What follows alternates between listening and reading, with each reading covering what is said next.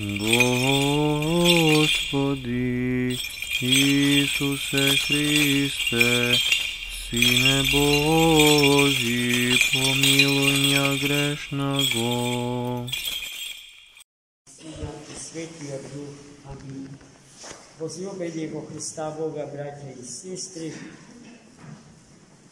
ova nedela Svetата Crkva Božja je praznува како nedela pred големиот християнски празник Богојавление, познат под името Теофанија или Епифанија. Бидејќи на Богојавление Христос и неговото и крштевањето на неговата човечка природа во водите на светата река Јордан беше причина Светотроичниот Бог уште еднаш целосно да ни се открие онако каков што е. И сето тоа за 4 дена, во четврток го славиме тој празник. Е во врска со вчера празнуваниот празник Обрезание, за кого што рековме дека според старозаветните библиски закони имаше символична улога со отсекување на дел од телото да укаже на потребата за чистотата на човечката природа на сите онтолошки рамништа, телесно, душевно и духовно. Затоа Христос не одби да се исполни врз него тоа што самиот тој, односно Бог, го побара од заветниот избран народ Божи, стариот Израел, во согласност со неговото кажување дека не доаѓа да го укине законот и да го исполни. Но законот во Стариот Завет една стапалка од лествицата што води до небото, до Царството небесно. Тој укажа на слабоста, на недореченоста на тој закон. Бидејќи со отсекувањето на дел од телото на човекот ништо особено не се менува во човекот. И затоа тој укажа на потребата обрезанието на плотта да се замени со обрезание на срцето. А обрезанието на срцето подразбира отсекување и отфрвање на гревот, на страстите и на смртта. Само оној кој што на тој начин се обреза о себе си, располага со имунитет против гревот, против страстите и против смртта, за кои што знаеме дека се против природни, бидејќи не и припаѓаат на природата човечка, од проста причина што Бог човека го создаде чист, за вечен и несмртен живот. Денеска кога сме нагрбени од претешкиот товар на гревот кој води во смртта,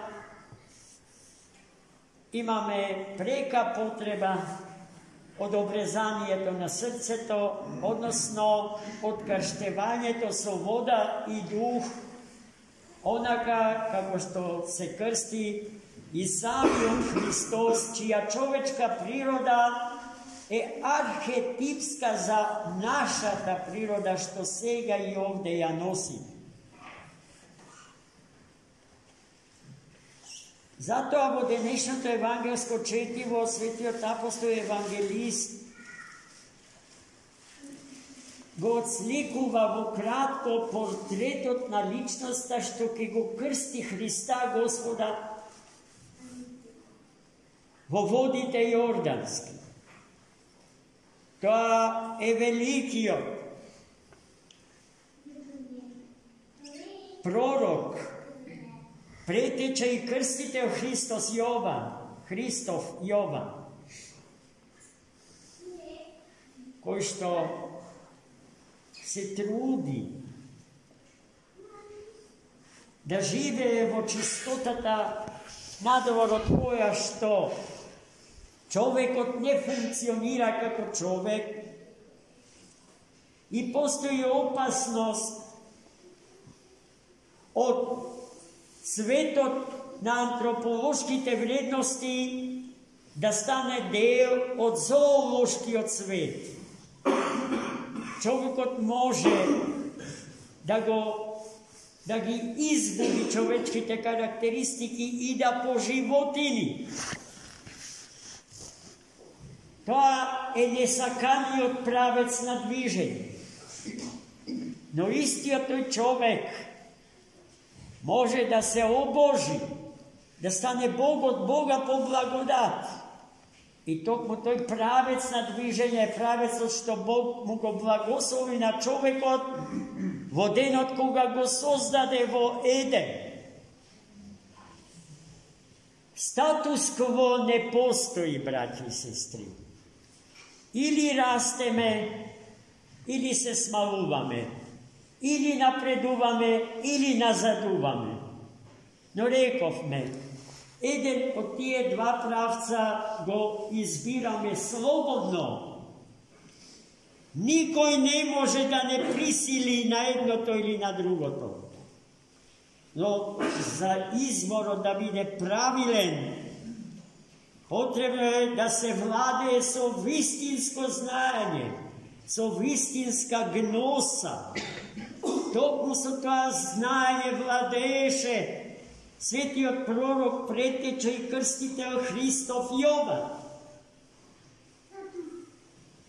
кој што според телото свое, телесното свое постоење и раѓање е за цели 6 месеци постар од Христа, Господа.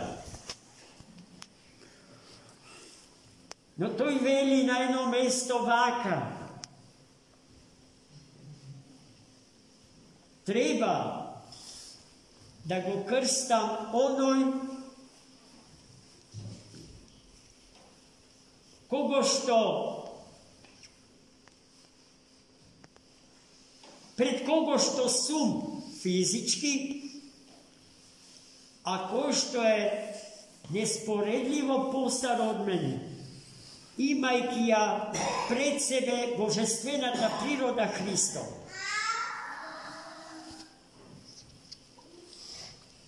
А токму тој, личноста на Богочовекот Христос, раѓа чувство во свети Јован Крстител за недостоен да клекне и да му ги разврзи, да му ги одврзи, разреши ремењата на обувките негови. Знаеки, свети Јован, дека е носител на првородниот грев, кој што стана причина за смртта на човекот. И знаеки дека Христос е слободен од тие човечки опасности и бариери, Но потенциалите на еден човек се да ја постигне мерата на својот Создател, мерата на Творецот, мерата Божија човекот ја постигнува целиот свој живот, но и времето на историскиот живот е премаличок за да се постигне, бидејќи е непостижно постижлива. Во знакот на оваа антиномија се случува животот на човекот низ сите вечности. Таа е постижлива, ама конечно постижна не е. И со тоа, и токму во тоа, е содржана смислата од животот несмртен во вечноста. Човекот во вечноста, вели Достоевски, нема да се досадува, бидејќи во вечноста ќе постои, ќе живее креативно, творечки, ќе му сотвори на својот Творец. Исто тоа на што и сега човекот треба да го прави, и слава Богу го прави, и секогаш кога твори се чувствува исполнет и осмислен. И секогаш кога урива, кога не собира, а растура, како да се распаѓа сами од себе си однатре. Затоа, браќи и сестри, треба да го следиме патот што го трасира светиот пророк, претеча и крстител Христов Јован. Патот на осветувањето, патот на усовршувањето, патот на светлината, која што ќе ја разбие нашата темнина, како што на едно место се изразува големиот Григорий Палама, молејќи го Бога да се настани во неговото срце и со неговата божествена светлина да ја растера неговата темнина.